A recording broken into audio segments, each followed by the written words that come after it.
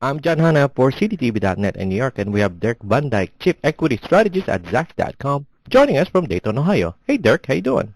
Hey, John, how you doing? I'm managing to hold in here in snowy Dayton. Hey, We're kind of cold and nicky outside, but you know, everything's going okay. there you go. Um, so, uh, what do you have for us today? Well, I thought we'd go over the employment report that came out on Friday.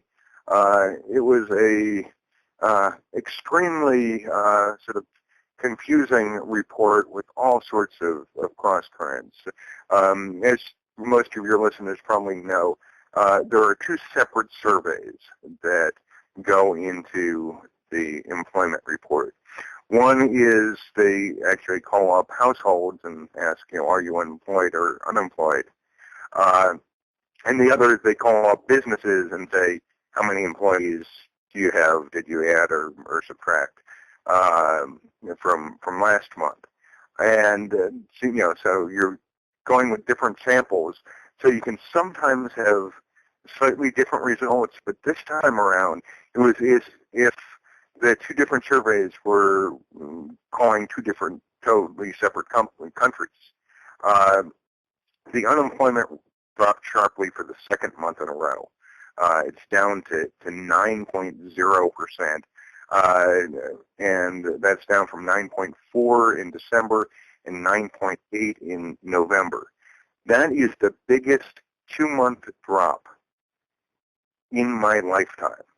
Right? The last time you had a drop of that size in the unemployment rate over 2 months was in 1958.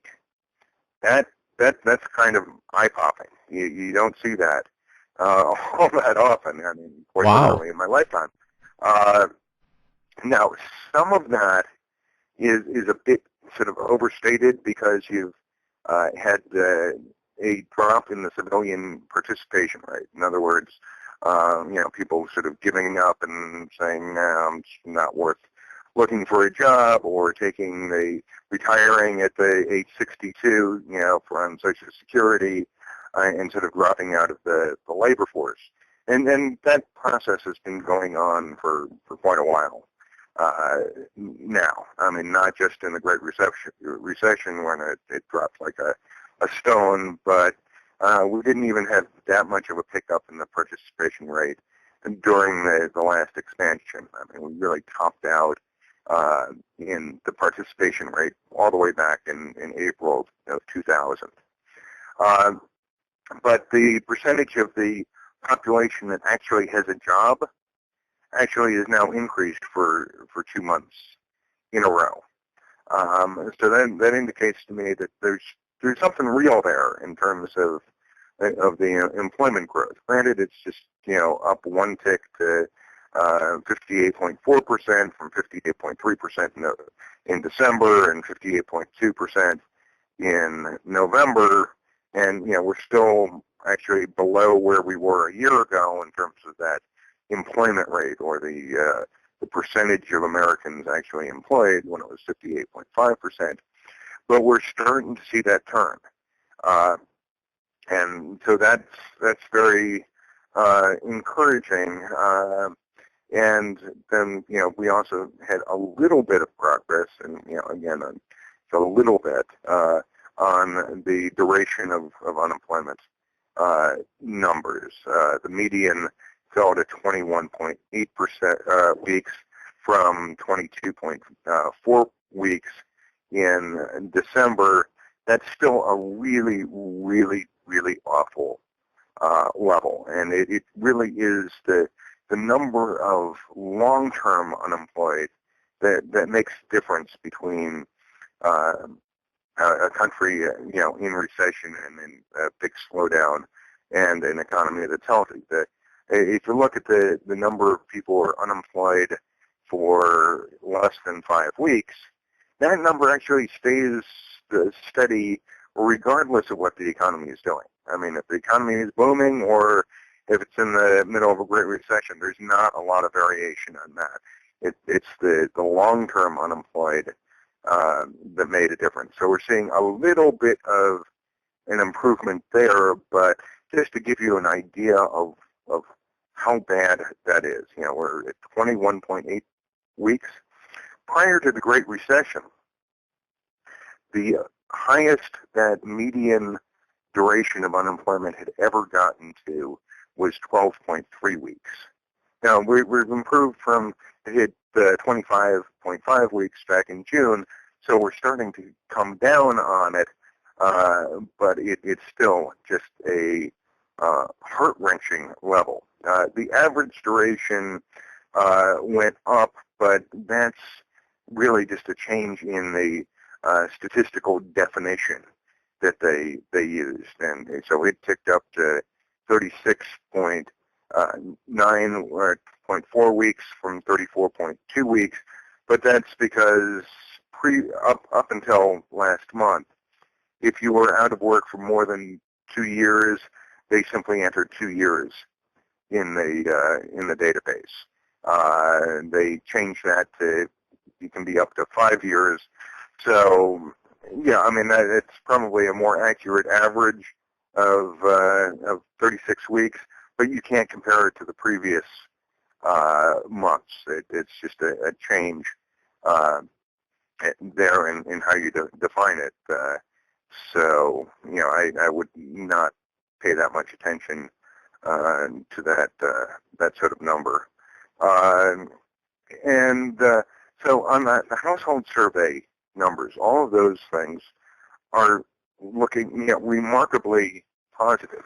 Then we flip over to the establishment survey, and the establishment survey most of the time is the one that the serious people pay more attention to, in part because the household survey really is more gauged to look at the overall levels, whereas the establishment survey is geared more to look at change, and so the overall level is always going to be a little bit much higher, and so the range of statistical error around that is very, very big in absolute numbers, where the change isn't.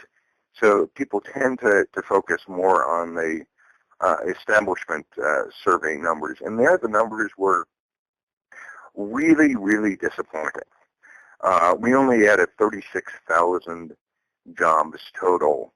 That included a loss of 14,000 jobs in government jobs, mostly at the state and local level, as they are dealing with their big fiscal problems and the prospective loss of the stimulus money that has been keeping a lot of states and localities afloat over the past 2 years. That's quickly running out, and so they're scrambling to cut jobs.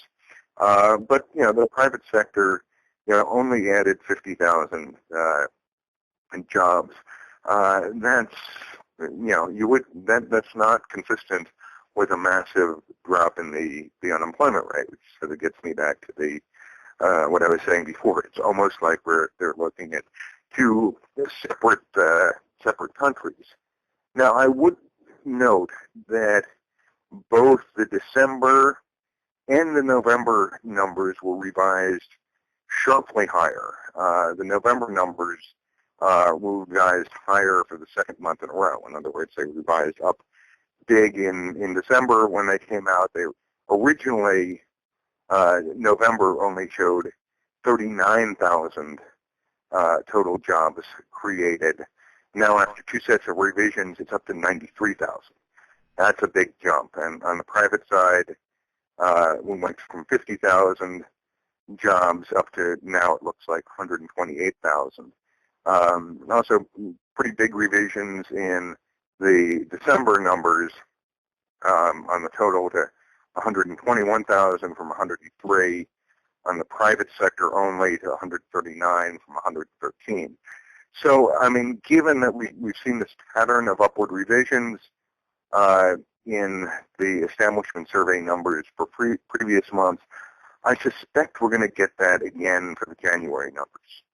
that the 36,000 number is an underestimate and will be revised a lot higher. There's some weather effects in there. Now, the numbers are seasonally adjusted, but that sort of assumes an average winter, and we've had a much harsher than average number, and there were also a bunch of statistical adjustments to the size of the population, and January is sort of a catch-up month for a lot of the other statistical noise that comes in over the course of the year. But the number was way below any of the estimates that just about anybody else had coming into it. The consensus was really looking for a number more in the 150,000 jobs added rather than 36,000. So you got to say that the headline number there was a very deep disappointment, and but it also seems to be a bit of an outlier from the other data that we've been seeing. For example, we got the Institute for Supply Management, the Purchasing Managers Index. That's pointing to an absolute economic boom, including very strong numbers on both the manufacturing and the non-manufacturing side on the employment sub-index. The ADP report past 2 months has been, you might say it's been much too optimistic relative to what's come out in the BLS reports in both December and January, to a lesser extent November. That's part of what set up those what people termed as big disappointments. But that again is pointing to the BLS establishment survey numbers as being sort of the outlier, the odd duck of the data being much too conservative. So net, I think when you look scratch below the surface of the non-farm payrolls numbers, it was really actually a okay number despite the bad headline on the non-farm payrolls and the unemployment rate side, which is normally a number that you sort of discount a little bit because you can be affected by changes in the participation rate as well as the number of people employed. You say, which one do you pay attention to? You tend to pay more attention to the employment report.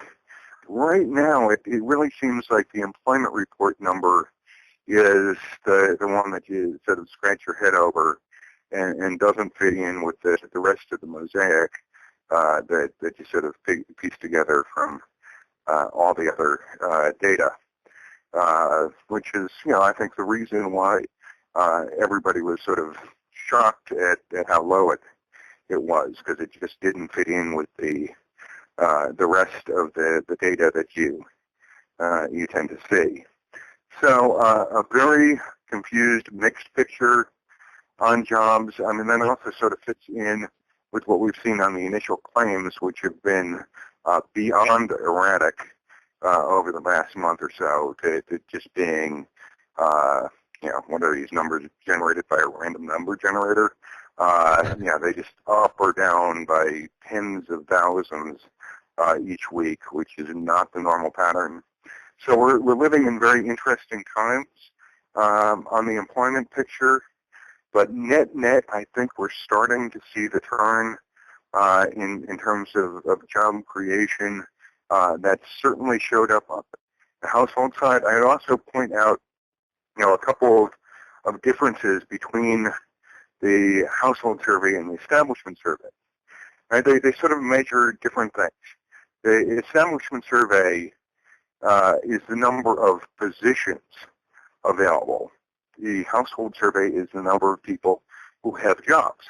So, somebody who is working 2 jobs, right, will only get counted once on the household survey, but will be counted twice for each of the jobs on the establishment survey. The other thing the establishment survey doesn't pick up at all are self-employed. And, there's certainly been a big increase over the past, actually a couple of decades in people who are working as independent contractors, not technically being employed by another firm, but, sort of doing their own thing. Also very small businesses, a business that just set up shop, this month and has hired 2 or 3 people. The government doesn't know about them yet, really, and is not going to pick up the fact that they hired 2 or 3 people, right? And so, but that will be picked up in the household survey. The the self-employed and the people employed by very, very small firms in terms of employment. So we might be seeing a little bit of that effect in there as well in the differential between the 2 surveys. But again, net, I would say confusing report, but and one that you could view as either half full or half empty. But I'm sort of come down more on the half full side given the rest of the data. That's Dirk Van Dijk, Chief Equity Strategist at Zacks.com, joining us from Dayton, Ohio, and I'm John Hanna for CDTV.net in New York.